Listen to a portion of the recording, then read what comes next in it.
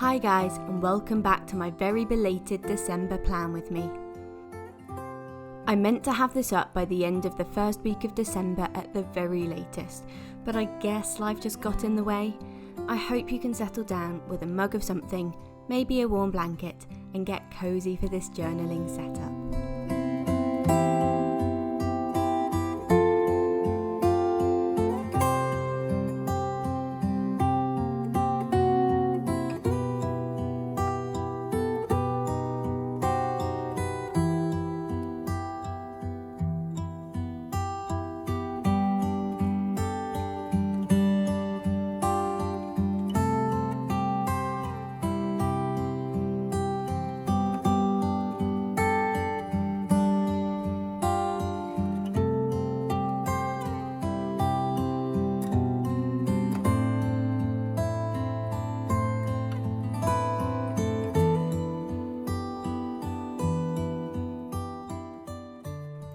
I really struggled to come up with a theme for this month.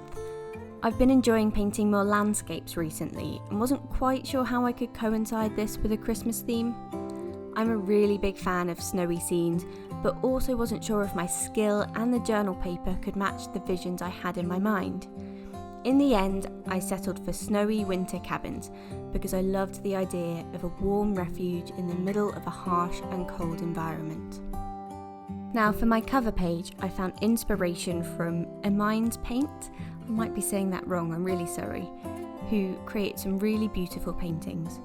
I was particularly taken by the geometric triangular houses that feature in some of her work. As I mentioned in my previous video, I've been really missing painting with watercolours, so I thought this would be the perfect opportunity to crack them out. I'm using my custom built palette on Archer's 100% cotton cold pressed watercolour paper, and I'll stick it in my journal once it's done. I tried to keep a limited colour selection to make the overall piece quite cohesive, and knew from the beginning that I wanted everything to have a soft and muted look. To achieve this, my first layers of paint are all very diluted, so they have a lot of water and not that much pigment in them. With watercolours, you traditionally tend to avoid using white paint and instead use the bare paper to keep your white. Therefore, when I'm painting snow, I actually just want to paint in where the shadows would be and leave the highlights with nothing on them at all.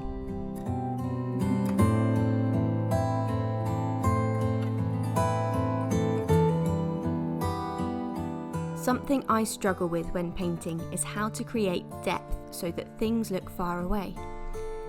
In real life, the further something is away, the more out of focus it is and the more desaturated we perceive it to be. Translating that to something less confusing, that means that it will be more blurry and paler.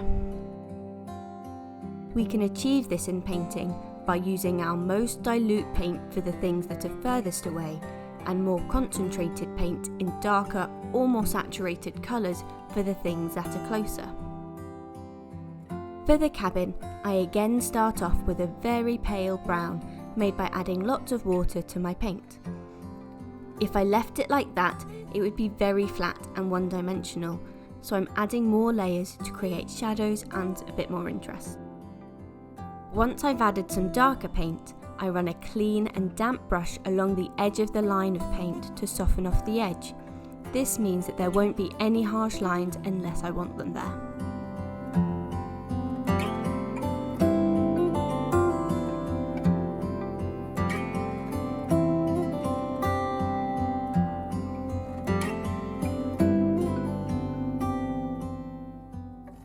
Once the basic colour scheme is down, we come to my favourite part where I feel like the painting really comes to life.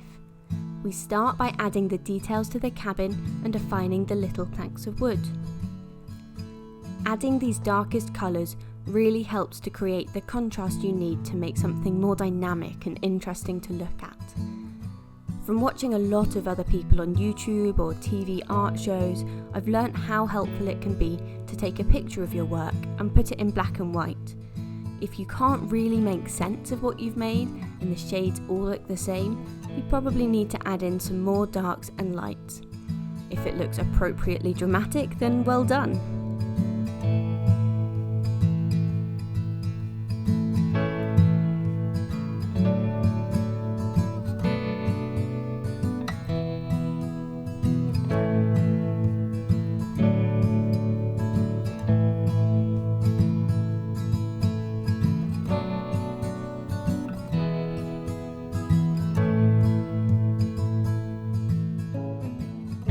I always associate evergreens like fir trees with winter landscapes and was really keen for them to make an appearance this month. There are lots of different ways of painting them, and I mix up what I do depending on what I feel like at the time. I am by no means an expert on painting them, but I always find the repetitive motions quite therapeutic. One tip I have is to vary the colours in each tree. A normal tree will have some darker and some lighter sections and slightly different shades of green or yellow or brown depending on where the light hits it. For this painting, I mainly use a mix of phthalo green and perylene green, which are two staple colours on my palette.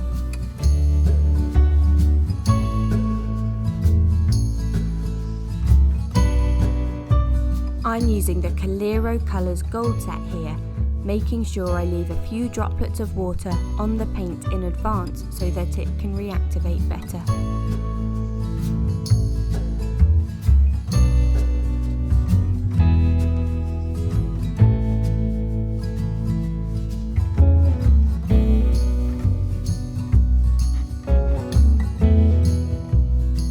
Once it's completely dry, it's the nerve-wracking yet really satisfying tape peel moment.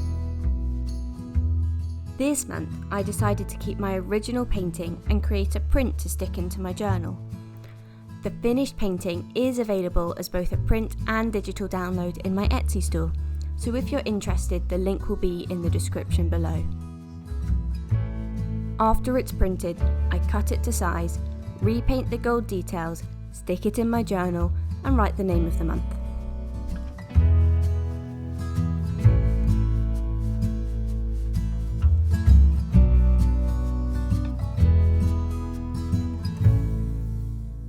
As always, the next page is my monthly calendar, where I like to log all of my shifts and events.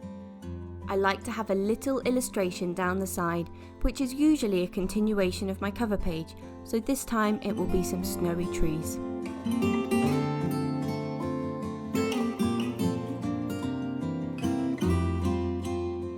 For the spreads painted directly into my Archer and Olive journal, I've been using gouache because it doesn't bleed through the page. I'm currently using this gouache set by Miya, and if you're interested in seeing the rather messy unboxing, you can check out my previous video. One thing I like to do when I'm painting is to mix up some paint and then test it out on a spare piece of paper. I'm more used to mixing watercolour, where how watery the mix is will have a big impact on how pale the colour is. But with gouache, you're adding white to get the colours lighter, and I definitely don't have my iron. I was trying to get a very pale grey to match the sky, but kept going way too dark. To create a similar effect to my cover page with the snow, I actually blended the grey lines with a bit of white, rather than softening the edge with water. I did this because I was worried about the water just bleeding through the page, but if you were using a more appropriate paper, you could just do it like I did before. For those who have been asking, I've had these paints for about a month now, and despite them only having the lid that you can see here, they haven't dried out at all.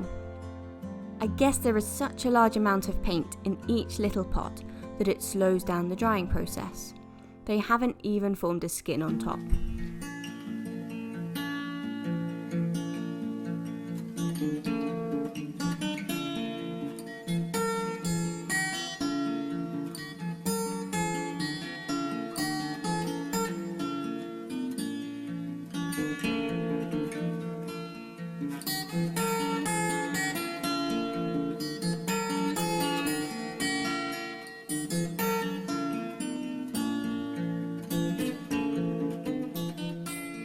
I make the trees in exactly the same way as I did with the watercolours, going from light to dark to create depth.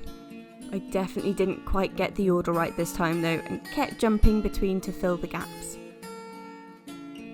Finally, just adding some little twigs to keep the whole spread cohesive, and this one is done. Thankfully, it was a lot quicker than the cover page.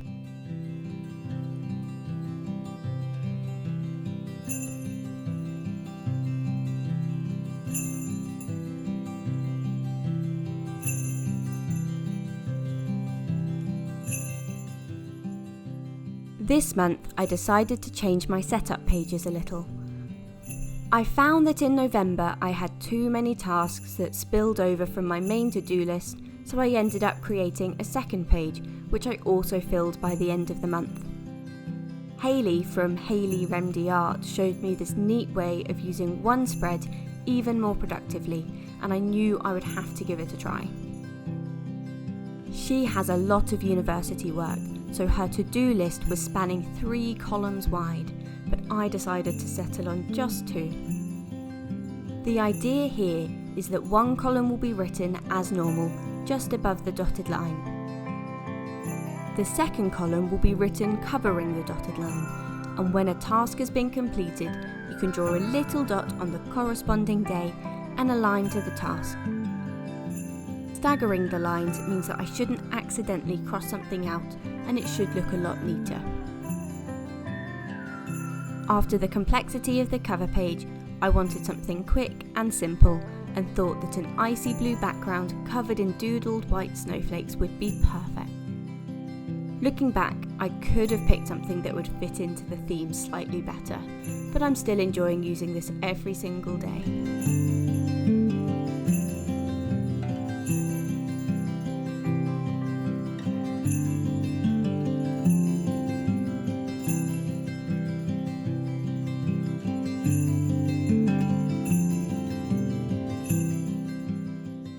This next spread heads back into the realms of complexity with another wintry cabin scene.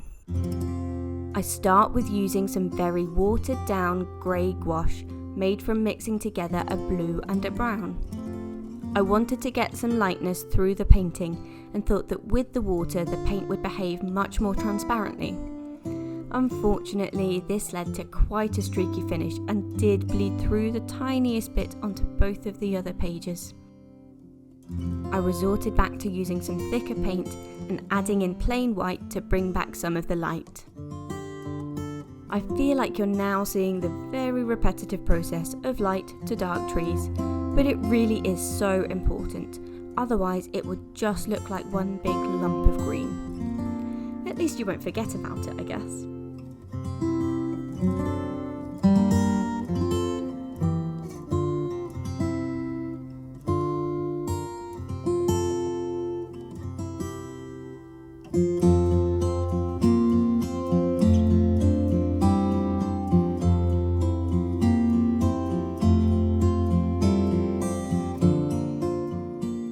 The page on the left will be my habit tracker, which I love using, even if I don't manage to keep up to date with it every single day. I track 4 things every month which haven't changed since summer of this year. One of them is reading, which I tend to do every day before bed, and slightly embarrassingly, often when I'm in the car eating my cereal before work for the whole world to see. Fantasy is probably my favourite genre, but I'll pretty much read anything you put in front of me. I'm always on the lookout for a new book, so I would love to hear some of your recommendations below in the comments. The other things I track are all exercise related. My favourite hobby is rock climbing, and I aim to climb about 3 times a week when my schedule allows it. I also belong to a gym for some all-around fitness, but like many other people, I really struggle to enjoy it and stay motivated. My final habit, which I love but always really struggle to make the time for, is yoga. It's one of those activities where I feel noticeably better when I do it on a daily basis, but as soon as life gets busy, it's one of the first things to fall by the wayside.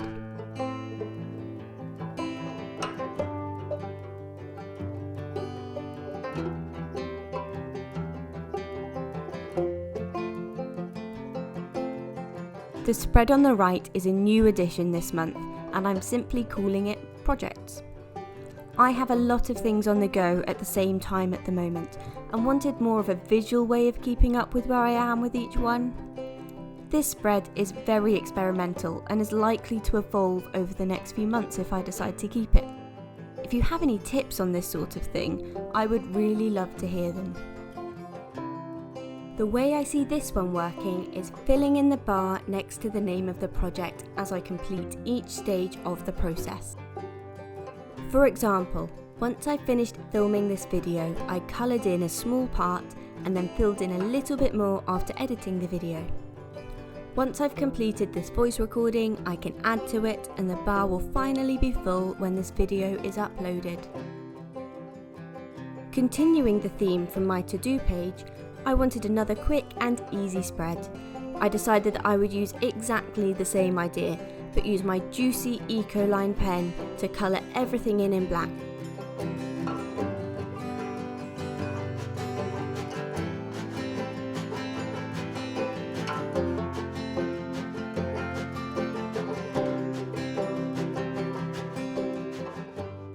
I thought I'd include this little snippet of real-time colouring so you could see how long it takes. It's much quicker when you don't have the neat lines to edge around, and I find that having the piece of paper to slip underneath minimises the chance of accidentally slipping the pen onto another page or down the side of the notebook. Like I've said before, I use this spread to plan out my posts for Instagram. If I didn't have this, I swear I would not only forget what I'd already posted, but I'd probably forget to post at all.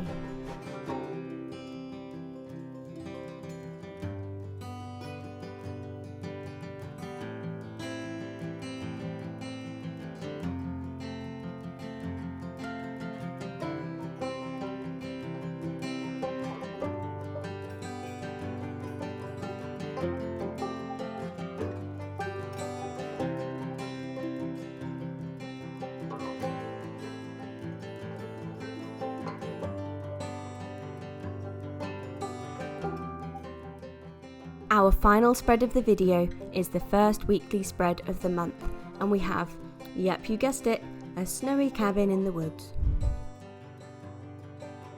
I wanted to change up the colour scheme a little here and add in a few more warmer colours to the sky. Some of my favourite mornings at the moment are when there's a hard frost but the sun is rising, making the sky a beautiful soft pink. Obviously it would be really nice if the day then turned warm, but I guess I'll settle for anything that isn't rain. Here I'm mixing a little green into the bright pink colour. Because they are opposite on the colour wheel, it should mute the pink a little to make it more realistic for a sky. If I were to add in more and more green, it would eventually turn either grey or brown, depending on how perfect they are as complementary colours. One thing that I love about gouache is how easily it blends on this paper. It makes creating smooth gradients really easy, which is perfect for things like the sky.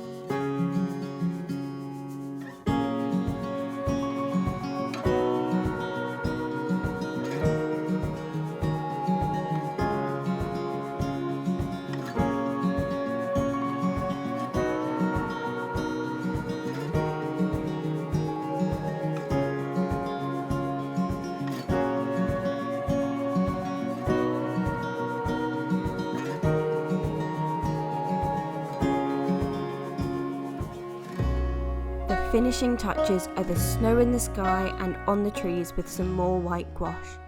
You could use ink, gel pen or whatever you have lying around to create this effect. I cannot believe that it is not only December, but it's the end of the decade. The millennium was 20 years ago, and that is just a really scary concept. I'm excited for what the next decade is going to bring, but I'm also facing the reality that I probably need to grow up and learn how to adult at some point in the next 10 years. But for now, I'll just keep painting and enjoy the holiday season. Here is the flip through of my December setup, although if you've been following my progress on Instagram, you'll see that we've got quite a bit further than this. I hope you all have a wonderful Christmas, Hanukkah, or any other celebrations you might have, and that the new year treats you well. Make sure you hit the subscribe button so that you can keep up to date with any more videos that I put out in this decade or next, and I'll see you all in 2020. Bye guys!